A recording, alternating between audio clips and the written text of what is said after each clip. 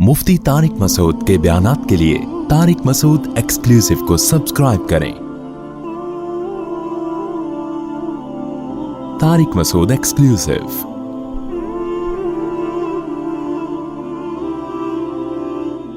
मेरे पास लोग आते हैं कि मैं सूदी बैंक में जॉब करता हूं,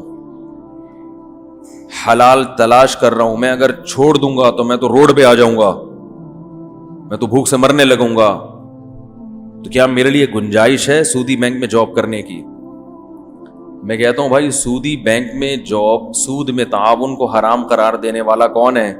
अल्लाह है। उसको मेरे अंदर दम नहीं है कि मैं उसको क्या कर दूं, हलाल। समझ में आ रही है बात? कि मैं फतवा दे दूं कि आपके लिए जायज है।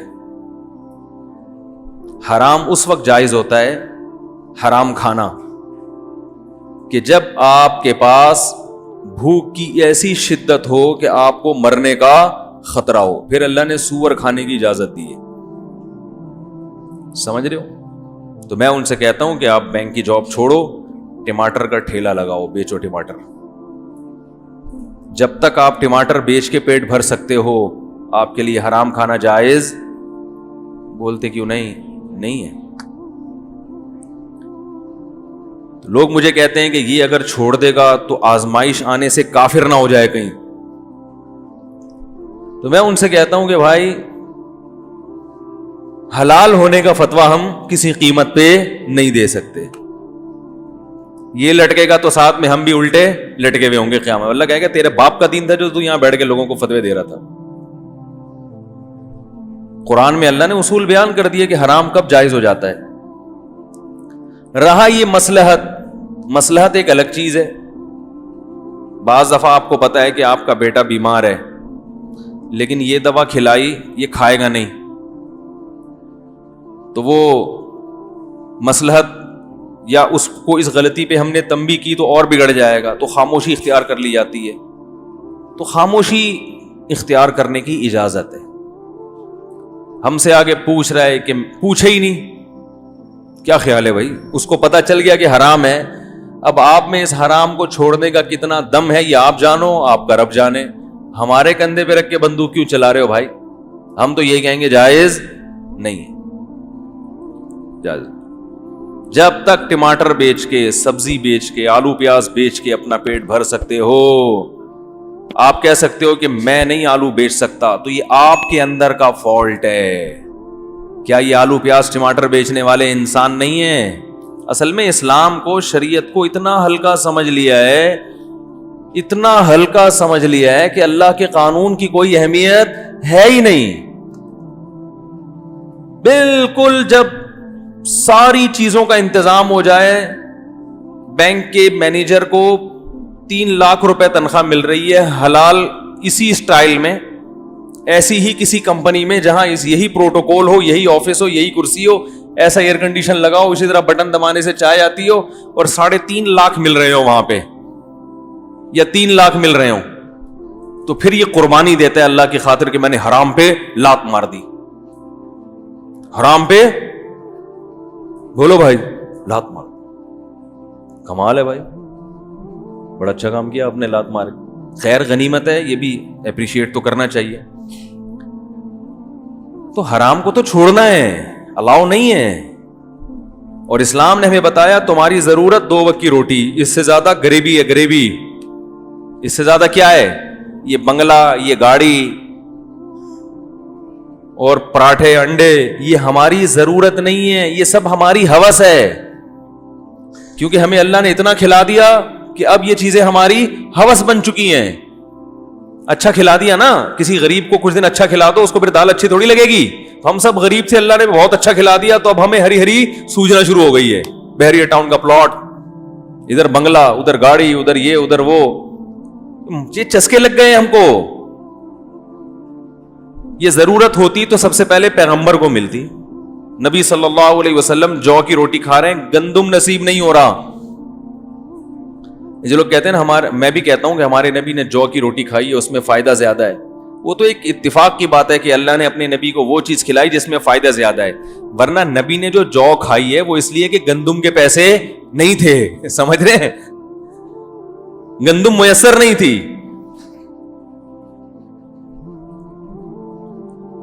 تو وہ تو غربت کی وجہ سے. تو مسئلہ یہ ہے, ہاں اس میں ہم خاموشی اختیار کر لیتے ہیں. بعض دفعہ یہ خطرہ ہوتا ہے کہ یہ بینک کی جاب چھوڑے گا تو واقعی پاگل ہو جائے گا اور پھر اسلام کو چھوڑ دے گا. اس میں یہ کہہ دیا جاتا ہے کہ بھائی یہ ہے تو حرام ہے, تو جائز نہیں ہے یہ. باقی آپ کتنے مجبور ہیں, آپ سمجھتے ہو کہ میں اس گناہ کو چھوڑوں گا تو اس سے بڑے گناہ میں مبتلا ہو جاؤں گا, یہ آپ کا ہیڈ ایک ہے, یہ ہمارا ہیڈ ایک بولو بھائی نہیں. آپ اگر اللہ کو قیامت کے دن جواب دے سکتے ہو کہ اللہ میں اگر چھوڑ دیتا تو میں تیرا ہی انکار کر دیتا, اس لیے میں نے کہا کہ بڑی جہنم سے بچنے کے لیے ضروری ہے کہ چھوٹی میں چھلانگ لگا دو تاکہ بڑی سے بچ جاؤں. تو اللہ اگر آپ کی اس بات کی لاج رکھ کے آپ کو معاف کر دے کہ چل بھائی جا جنت میں, تو ہمیں کوئی اعتراض نہیں ہے. لیکن ہم اپنے آپ کو بھیٹ چڑھا دیں آپ کو جنت میں لے جانے کے لیے, ہمیں فرشتہ آ کے کک لگائے کہ چل بے تو ادھر چل, کس بیس پہ کر دیا تھا حلال؟ خنزیر کی اجازت کب ہے؟ خنزیر حرام ہے نا, سور. کب اللہ نے اجازت دی خنزیر کی؟ فَمَنِ اضْطُرَّ فِي مَخْمَصَةٍ, شدید بھوک, غَيْرَ مُتَجَانِفٍ لِإِثْمٍ, حد سے تجاوز کرنے والا بھی نہ ہو. آپ کو کھانے کو کچھ نہیں مل رہا, خنزیر مل گیا, مردار مل گیا, تو اسلام آپ کو چند نوالے کھانے کی اجازت دیتا ہے, کمر سیدھی ہو جائے. آپ نے کباب بنا کے فریج میں سیو کر لیے, کوفتے بریانی بن رہی ہے کہ جی مجبوری میں مل نہیں رہا تھا حلال, تو ہم نے اب بریانی پکائی ہے کس کی؟ خنزیر کی. تو یہ تھوڑی صحیح ہو جائے گا. بوقت ضرورت باقدر ضرورت. آج حرام کھایا جاتا ہے دبا کے, اور یاد رکھو حرام کی دو قسمیں ہیں. ایک ہوتا ہے اکل الحرام, جو چیز حرام تھی اس کا کھانا, جیسے سور ہے, کتا ہے, بلی ہے, یہ چیز ہی حرام ہے چاہے حلال پیسوں سے خریدو. اور ایک ہوتا ہے الاکل الحرام, چیز حرام نہیں ہے, اس کا کھانا کیا ہے؟ حرام ہے. آپ کے لیے اس کا کھانا حرام ہے. آپ قصائی کی دکان سے حلال گوشت خریدتے ہیں, لیکن وہ جو پیسے آپ نے کمائے تھے وہ چوری کے ہیں, تو وہ گوشت تو حلال ہے مگر اس کا کھانا آپ کے لیے حرام ہے. سمجھ رہے ہو کہ نہیں سمجھ رہے؟ تو وہ بھی حرام ہے, یہ بھی حرام ہے. چوری کی مرغی ہے نا, چوری کی مرغی تھی, وہ گردن سے کاٹ رہا تھا پیچھے سے, کسی نے کہا یہ حرام ہو جائے گی, اس نے کہا پہلے کون سی حلال کی ہے بھائی؟ بھائی مرغی جب چوری کی جہاں سے مرضی کاٹو اس کو, اللہ کا نام لو نہ لو, بھگوان کا نام لے لو, کچھ بھی کر لو, وہ حلال نہیں ہوگی. تو پھر اب یہ نہیں کہ چوری کی مرغی کو الٹی طرف سے کاٹنا شروع کر دیں, مرغی ادھر سے ہی کٹے گی, کیونکہ مرغی جب آپ نے ادھر سے کاٹ دی اور ہے چوری کی, تو وہ ہضم ہونے سے پہلے حلال کا آپشن ہے کہ جس سے چوری کی اس سے معافی مانگ لو جا کے. بعض لوگ ہمارے ادھر فرمایا کرتے تھے کھاتے حرام ہیں ہگتے حلال ہیں. کھاتے حرام ہیں, معذرت تھوڑا سا فحش جملہ ہے, لیکن یہ لطیفہ اس کے بغیر تو نہیں بنے گا نا. وجہ اس کی ہے کہ حرام کھاتے ہیں, ان کو پتا ہے کہ جا کے مالک سے اجازت لے لیں گے, وہ اجازت دے گا, وہ بولے گا اب تو کھا لی, اب میں کون سا ریورس گیئر تو ہے نہیں, تو وہ خارج ہونے سے پہلے کیا ہو جاتی ہے. ایسی ہوشیاری بھی ہے ہمارے ملک میں الحمدللہ. بہنوں کی وراثت کھا جاتے ہیں, پھر بعد میں معاف کرا لیتے ہیں. وہ مجبور ہو کے معاف کرتی ہے, کھا ہی لیا تو پیٹ سے تھوڑی نکلواؤں گی اس کی. لیکن یہ دل کی معافی نہیں ہوتی, یہ نکلنے سے پہلے بھی حلال نہیں ہوتی. تو حرام سے بچنا بہت ضروری ہے, بہت ضروری. اس کو ہلکا مت سمجھو, بہت ضروری. رسول اللہ صلی اللہ علیہ وسلم نے ارشاد فرمایا کہ میں تم میں سب سے زیادہ غیرت والا, اور اللہ مجھ سے بھی زیادہ غیرت والا ہے. اور اللہ کو اس وقت سب سے زیادہ غیرت آتی ہے کہ اللہ نے کسی چیز کو حرام کہہ دیا اور انسان کے قدم اسی کی طرف جا رہے ہیں. ناٹ الاؤڈ ہے, پرمیشن نہیں ہے اس کی, پھر بھی آپ وہ کام کر رہے ہو. غضب آتا ہے اللہ کو. سود کا لکھنے والا, سودی لین دین پر گواہ بننے والا, سود کا دینے والا اور سود لینے والا. نبی صلی اللہ علیہ وسلم جو اللہ کے نمائندے ہیں, اپنی طرف سے نہیں کہہ رہے, اللہ کا پیغام ہم تک پہنچا رہے ہیں, فرمایا ان 4 آدمیوں پر اللہ نے لعنت کی ہے. جو عمل لعنتی ہے اس عمل کے بدلے میں ملنے والی انکم بھی کیا ہوگی؟ بول دے گی انہیں بھائی بھی لعنت, حرام. غلط عمل کے نتیجے میں جو آمدن ملے گی وہ بھی کیا ہوگی؟ غلط ہوگی. سمجھ رہے ہو کہ نہیں سمجھ رہے؟ لیکن آج کل مسئلہ یہ ہے کہ لوگ ایک اصول سن کے پھر خود ہی مفتی بن کے ہر ایک پر حرام ہونے کا فتویٰ لگاتے رہتے ہیں, ٹھوکتے رہتے ہیں. انہوں نے ایک اصول سن لیا کہ غلط عمل جو بھی ہوگا اس میں آمدن کیا ہوگی؟ حرام ہوگی. گناہ میں تعاون بھی کیا ہے؟ حرام ہے نا. تو یہ خوب ذہن میں رکھیں کہ اس تعاون کے درجات ہیں. سمجھ رہے ہو؟ یہ علماء جانتے ہیں کہ کون سا تعاون ایسا ہے جس کی بیس پہ ملنے والی آمدن حرام اور کون سا تعاون ایسا ہے جس کی بیس پہ ملنے والی آمدن حرام نہیں. فقہی مسئلہ ہے, یہ علماء مفتیان کرام جانتے ہیں. کیونکہ آج کل ہر شخص ہر آدمی کی فیلڈ میں ٹانگ اڑا رہا ہے, اس کو اصول اور مسائل کا نہیں پتا ہوتا, خود سے فتوے لگا رہے ہیں تیری آمدن ناجائز, تیری آمدن ناجائز, تیری آمدن ناجائز. ایک صاحب مجھے کہنے لگے گناہ میں جس طرح بھی تعاون ہو بہرحال حرام ہے. میں نے کہا اس کے فقہاء نے درجات بیان کیے. کہہ رہا نہیں یہ فقہ شکا کچھ نہیں ہوتا, فقہ شکا کچھ نہیں ہوتا, حدیث میں آیا. میں نے کہا اچھا مجھے بات بتاؤ, تم نے اپنا گھر کسی کو کرائے پر دیا رہنے کے لیے, وہ اس میں فلمیں دیکھتا ہے بیٹھ کے, تو تمہارے لیے کرایہ حلال ہے بھائی؟ اب وہ کہتا ہے اگر حرام ہے تو پھر تو یہ جتنے لوگوں نے کرائے رینٹ پہ گھر دیے ہوئے ہیں تو کیا سارے وہاں بیٹھ کے تہجد پڑھتے ہیں وہاں پہ؟ کیا آج کل تو گناہ کا غلبہ ہے, سب فلمیں بھی دیکھ رہے ہیں, ڈرامے بھی دیکھ رہے ہیں, اور گھر آپ نے دیا ہوا ہے ان کو. کیا خیال ہے بھائی؟ آپ نہ دیتے تو روڈ پہ بیٹھ کے کوئی دیکھ سکتا ہے فلم؟ اور کچھ سٹے بھی لگا رہے ہیں, چرسی بھی ماشاءاللہ مارکیٹ میں اب آج کل وافر مقدار میں بڑھ رہے ہیں. میں نے کہا یہ تو سب آپ نے ان کو سہولت دی ہوئی ہے, چرس بھی پیو ٹھیک ہے, فلمیں بھی دیکھو, غیبتیں بھی کرتے ہیں وہاں بیٹھ کے. روڈ پہ بیٹھ کے غیبت کرنا یعنی بے روزگار آدمی جو روڈ پہ, جس کا کوئی گھر نہ ہو, وہ تو روڈ پہ اس لیے غیبت کرتے ہیں کہ گھر میں سکون کی زندگی ہے تو چلو یار گٹر کے ڈھکن پہ بیٹھ کے. لیکن اگر گھر ہی نہ ہو پھر تو سب سے پہلے انسان گھر تلاش کرے گا, ان سب چیزوں سے بیزار ہو جائے گا وہ. تو میں نے کہا یہ ناجائز ہے. اب وہ کہتے ہیں اگر ناجائز ہے تو یہ تو جتنے مالک مکان ہیں 99% تو ان کی آمدن کیا ہو جائے گی. تو میں نے کہا یہ بھی تو تعاون ہو رہا ہے, آپ نے ان کو گھر دیا ہوا ہے جس کی وجہ سے انہوں نے ٹی وی بھی رکھا ہوا ہے, اور بیوی کے بجائے ٹی وی کو زیادہ فوکس کر رہے ہیں. وہ آپ نے دیا تھا بیوی کے لیے, وہ فوکس کر رہے ہیں. دیکھ لو شادی شدہ لوگ جن کے گھر میں ٹی وی ہے ان کی بیویوں کو شکایت ہوتی ہے کہ وہ بیوی کو اتنا فوکس نہیں کرتے جتنا, کیونکہ بیوی تو وہی نظر آ رہی ہے 6 سال سے ٹی وی میں, ہر تھوڑی دیر میں آپ کو نیا ورژن, ٹھیک ہے, لیٹسٹ ورژن ملے گا آپ. یہ 86 ماڈل جو ہے یہ والا, اس کے علاوہ 10 چیزیں ٹی وی میں ملیں گی. تو اس لیے عورتوں کو شکایت ہوتی ہے کہ ہمارے میاں گھر آتے ٹی وی کھول کے بیٹھ جاتے ہیں. میں کہتا ہوں اس لیے بیٹھتے ہیں وہ ٹی وی کھول کے. تو یہ تو آپ نے ان کو سہولت دی ہوئی ہے نا مالک مکان نے. تو مالک مکان کہے گا میں نے رہنے کے لیے دیا ہے, باقی سٹا لگائیں, چرس پیئیں, مجھے اس سے یہ مجھ سے پوچھ کے تھوڑی کر رہے ہیں. سمجھ رہے ہو کہ نہیں سمجھ رہے؟ یہ یوٹیوب کی ارننگ کو ناجائز کہہ رہے ہیں نا کہ اس پہ اشتہارات آتے ہیں. تو جو یوٹیوب جن کے چینل ہیں انہوں نے گوگل کو ایڈورٹائزمنٹ کے لیے دیا ہے. اب وہ اس پہ غلط چیز چلاتا ہے تو یہ ہے تو غلط, اس کے خلاف آواز اٹھانی چاہیے. غلط چیز غلط ہی ہوتی ہے.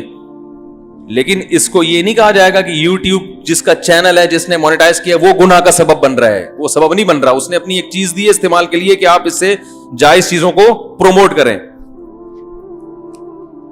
یہ ایک رائے ہے علماء کی, لیکن پھر بھی اگر کوئی احتیاط کرے تو زیادہ اچھا ہے.